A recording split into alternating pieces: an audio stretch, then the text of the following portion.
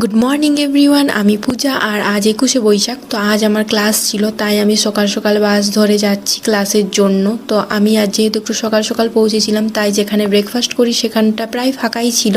আমি আর একজনা ছিল যারা খাবার খাচ্ছিল।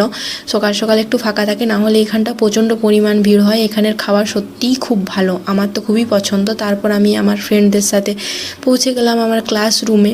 তো এখানে আমরা একসাথে সবাই যাই, সবাই আসার পর আমরা একসাথে এখান থেকে বেরিয়ে পড়ি। তারপর ওখানে পৌঁছে তো প্রচণ্ড গরম ছিল, ঘেমে পুরো ভিজে গিয়েছি, দেখতেই পাচ্ছ। তার কিছুক্ষণ পরেই সবাইকার পার্টনাররা এলো, যাদেরকে আজ সাজানোর কথা ছিল। তো তারপর আমরা সবাই সাজানোর কাজ শুরু করলাম। সবাই প্রচণ্ড ব্যস্ত ছিল। আমরা প্রায় 4টে या 3টে টাইম করে আমরা লাঞ্চ করেছি, মানে এতটা সবাই ডুবে গিয়েছিলাম কি আর বলবো। আর আজ কেউ আসেনি আমার সাথে, আমি একা একা বাস স্ট্যান্ড এলাম, ওরা অন্য রাস্তা দিয়ে গেছে। তারপর লস্যি খেতে খেতে বাড়ি ফিরলাম।